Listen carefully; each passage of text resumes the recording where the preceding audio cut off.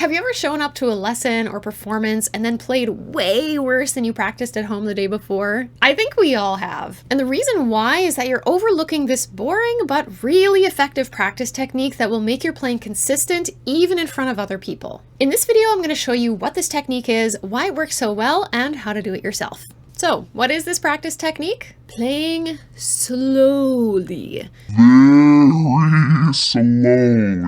Like super slow motion movie scene slow. Is it very exciting?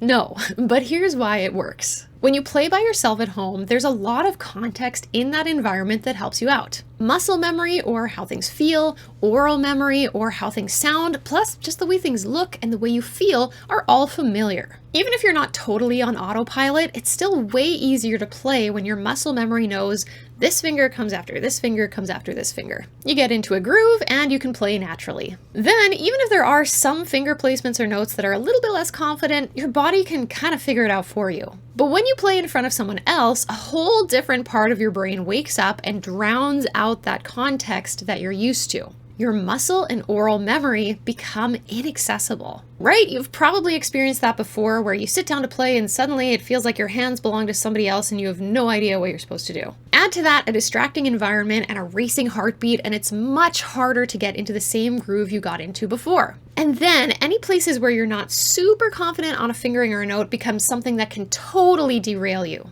Here's where playing super slowly comes in. And it's not the same as playing slowly when you're first learning a piece because you just aren't able to play faster. What it does with a piece you know well is it removes that familiar context from the piece. The notes become far enough apart that the muscle memory isn't as connected, and it's gonna sound a bit different too. So that means you can't run on autopilot. You need to know each note and fingering to play outside of the usual context. And so after doing that super slow practice, even when you're in an unfamiliar environment and you can't access your muscle memory, you'll still know what to do. Next, let's talk about how to do your slow practice. Start with a small segment of music and play slowly enough that you can really pay attention to each individual note. It should basically sound like there's a rest between each note. Ideally, we still want to keep the rhythm proportional so you can still count with the same syllables as usual, but make the time between each count much further apart.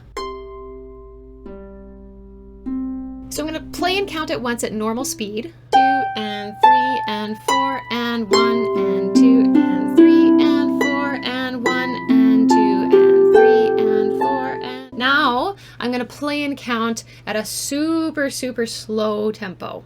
1 and 2 and 3 and 4 and 1 and 2 and 3 and 4 and...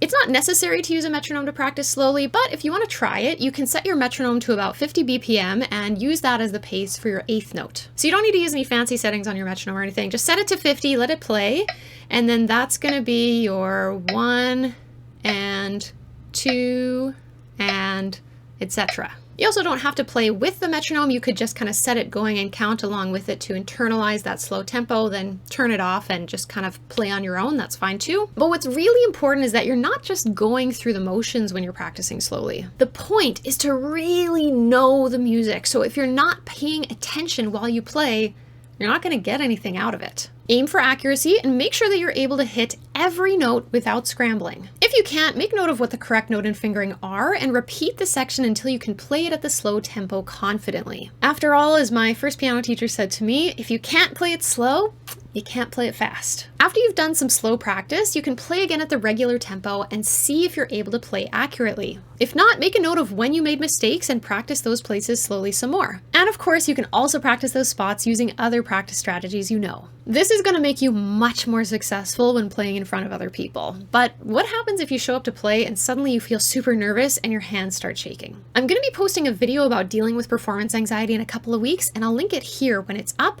But until then, subscribe to stay in touch, and you can sign up for my email newsletter for free harp tips straight to your inbox. Happy harping!